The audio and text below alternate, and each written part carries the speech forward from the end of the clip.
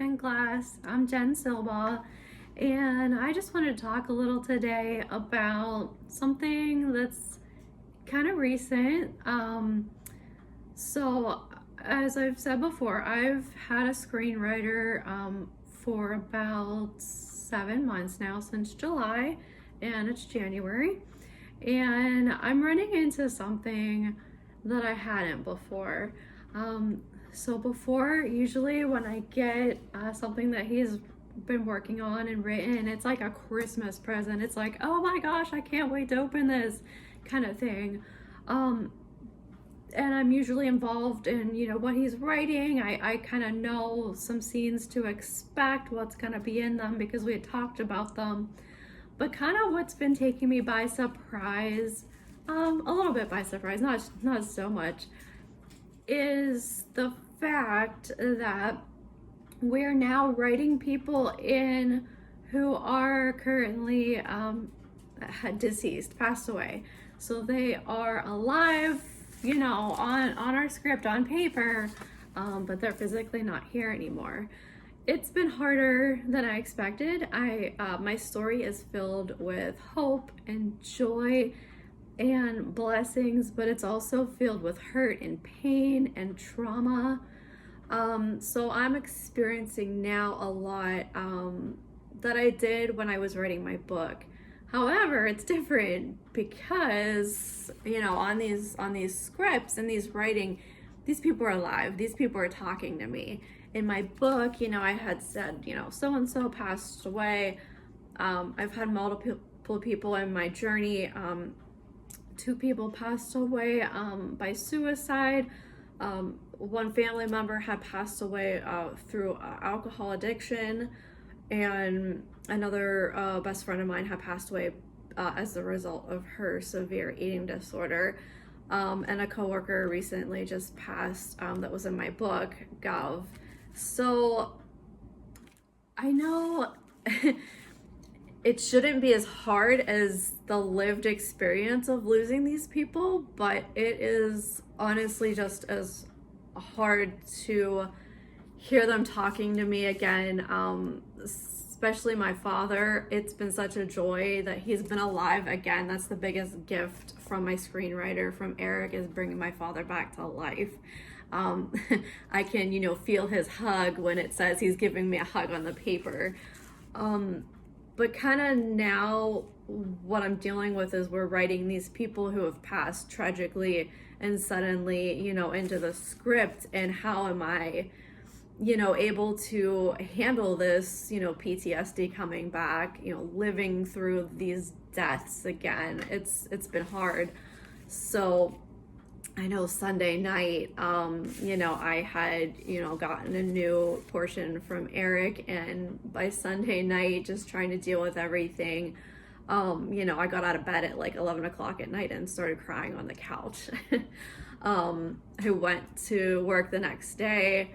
I have to try to keep myself well through this, and how am I doing that? So this will continue to happen. I will continue to have to relive these things because it's a part of my journey. It's a part that I've already lived through, and I'm choosing to live through them again. Why? What keeps me going? What keeps me well? What keeps me wanting these challenges? I believe in my story. I believe in the hope behind my story and the message it will bring to people. So I know my story is faith driven, and I have to remind myself that, hey, God got this. God got this. He's been with you before on this journey, and he will continue to be with me through, the future of putting that journey on paper. So I have to remind myself the purpose of why I'm doing this and who is my biggest supporter, and that is, the Lord. Why am I putting myself through trauma and pain? Like I said before, I truly believe that my story can change people's lives, can change the future of the mental health system, can open people's eyes to how peer specialists can be so helpful and useful to people's recovery, to support them through recovery. My hopes is that, more agencies, more work environments, workplaces will hire people like us as a valued part of their team to give hope to others. And basically, I'm doing this at the very least by sharing my stories to let other people know that they're not alone.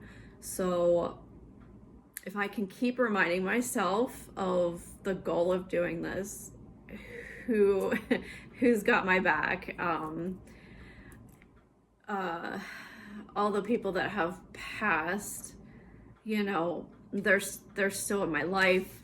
They're still there, and hopefully they're cheering me on, rooting me on, that we can get through this.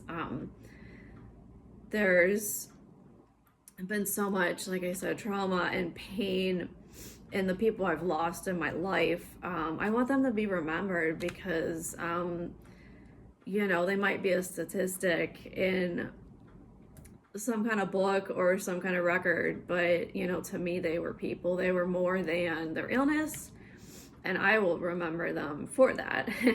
I will honor them, and I believe that I'm not the only person out there that has lost people. Like I said, at the very least, people can know that, hey, Jen's been through this too. Jen can get through this. Maybe I can too. And Jen knows how hard it is.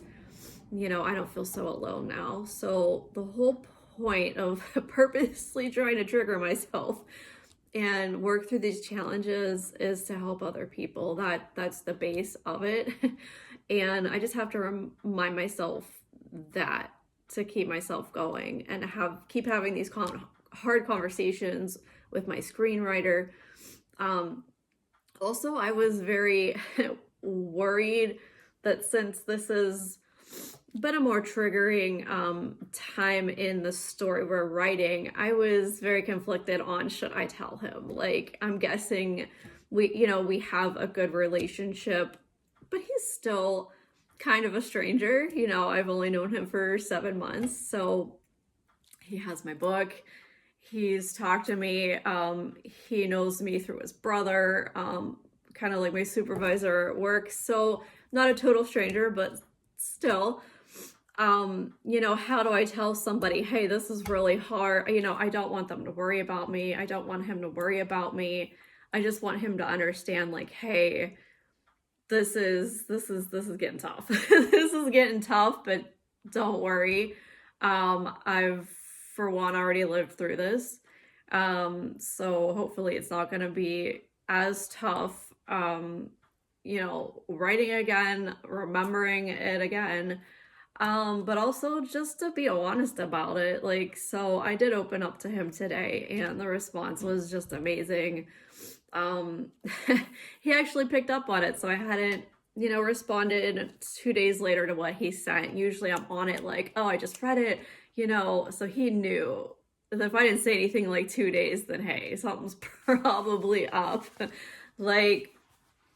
So it's really important, I guess, for your relationship with your screenwriter to be honest. That's the moral of the story. Be honest with yourself. Let yourself know that, hey, this is going to be hard. Let yourself experience those emotions and that pain again. You don't have to ignore it. You don't have to pretend like it didn't happen, but just know that you have supports out there if you let yourself access those supports. So Eric, my screenwriter, is a support, but all those things, all those judgments, all those worries, I didn't want him to worry about me. I didn't want him to think I was less of a person, less of a capable person, to want to dive into this again. So I didn't actually want to show him my weakness, even though he already pretty much picked up on it. So the lesson in all of that, be honest with yourself, be honest with them, and just reassure them that you got this, that God's got this, and we're all going to get through this together. You don't have to hide, what all this is bringing up. You just have to put your wellness and what works for you kind of in the forefront. So, just reminding myself, hey, I need to pray more. I need to listen to more Skillet. I need to listen to more, K-Love. I need to listen more to the message. Because for me, that's always been the way that I can hear the Lord talking to me, is through the music I listen to. Like I said, I just wanted to check in with people to let them know that, hey, this isn't easy. This is something I'm choosing that is very uncomfortable. I'm just being real. This is my journey of working with a screenwriter. As a person there's going to be a lot of upsetting trauma, related things in this film that is very triggering. And I'm going to get through that. I'm going to get through that because my story needs to be out there, because other people's stories are out there, and I don't want anyone to feel like they're alone. And I want to continue to let people know that they are going to get through their journey as well, and it can be better because of the pain. So like I said, I was crying on the couch like Sunday night. I went to work Monday, and I sat down with somebody. They were crying in their room. With somebody I was visiting, inpatient in the hospital, and they were crying in their room, and I just sat with them. And listened to them crying. And, they told me that they had tried to kill themselves and they had nothing to live for. My response to that immediately was, well, I'm happy that you're still alive. You might not agree with me or be happy that you're here in the hospital alive, but I am. And, she heard that and continued to cry and go on a little bit, but she abruptly stopped her conversation and her crying and said, Jen, thank you. You're the only person that told me that you're happy that I'm alive. So me working through the things that are going on in my life, it's always just so important to me to remember that I need to keep doing what I'm doing as a peer specialist and as a person who wants to get my story out on film. The reason why I'm doing it, and that really reminded me and touched me. I didn't even know she heard me say that because she was really upset. I'm also a transporter for ECT now. So I was wheeling somebody out after their treatment to their car, and they were crying. And so I'm a designated transporter. I'm not a peer specialist in that role. I decided to tell her, I've been through treatments, and I hope that you can, feel better because of yours. I felt better because of mine.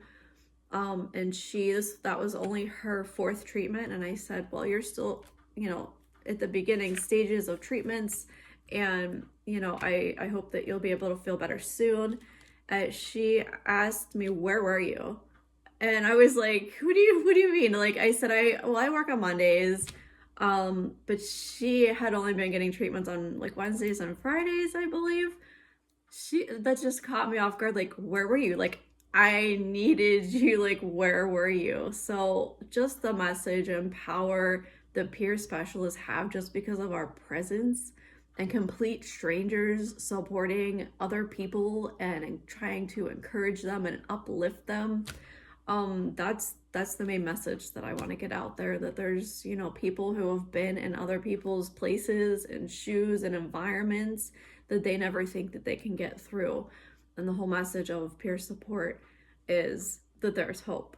So I hope for you that you have learned something from my journey, will continue to learn something by what I continue to share about my journey.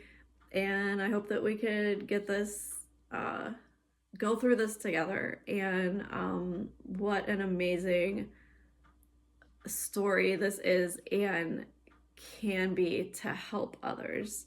So thank you for listening.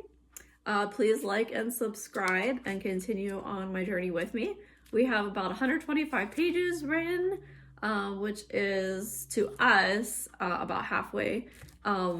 That's pretty good, for a director to think that you're almost done, but for us, that's just about halfway.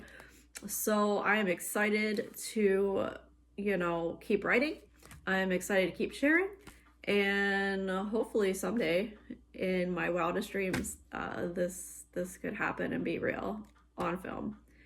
Yeah, like I said, please like and subscribe and continue with me on my journey. Thanks.